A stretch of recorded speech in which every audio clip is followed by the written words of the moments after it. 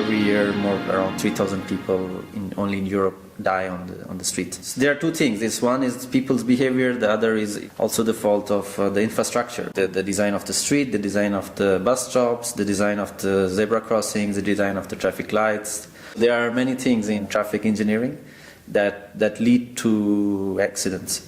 If we could contribute to that, would be really nice. Make others see and make them aware, like why people violate, what are the reasons, and how important it is to make our streets safer and to understand the behavior of the people.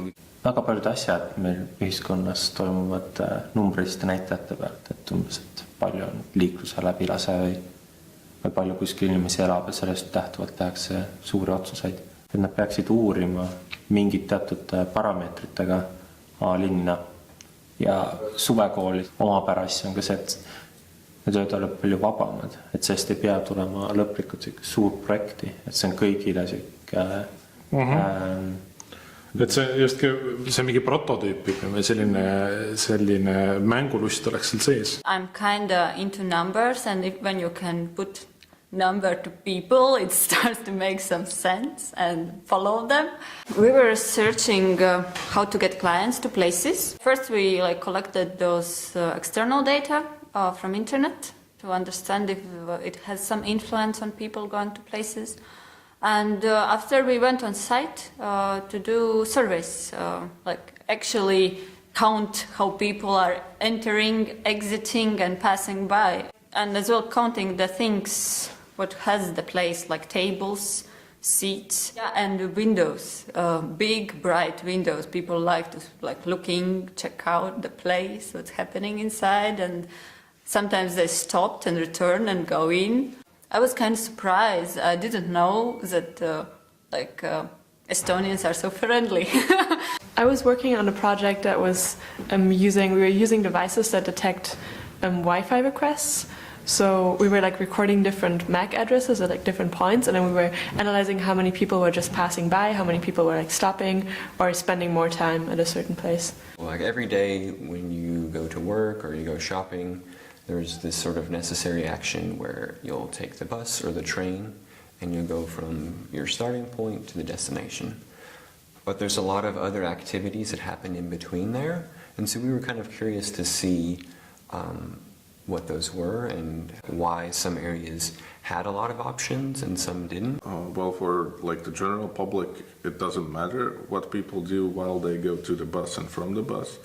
For city planners, they need to know where to put a coffee shop, where would be the best place for the smoking area, and where would be the best place for the toilet. So our challenge was how people affect the streets and how other people react to that. So that's a very subjective thing to kind of measure. So we decided maybe the best way to do that would be to measure this through eye contact.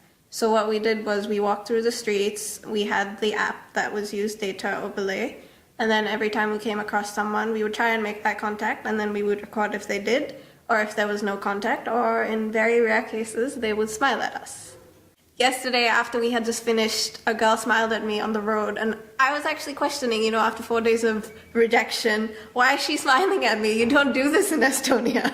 So we learned different methods of collecting data and then finding interesting ways to visualize the data. Siis me tegime tudengitele 2 lahendust. Üks on, mida me nimetame data overlays, kuidas nad saavad siis linna vaadelda ja kuidas nad saavad seda salvestada. Me tegime sellise väikese jubina, mis siis kuulab tegelikult neid hüüdeid pealt. Näeme, kus mobiilid liiguvad, mitte küll siis inimesed, aga kus mingid elektroonilised vahendid liiguvad ja neid saame kaardistada. In my studies of urban design, it's more like how stationary objects like the street width or the facades or the transparency affects your perception. But here it's about the other actual people populating the street. So how other people can make you feel safer or enjoy your time in that space, which is not something that I had considered before.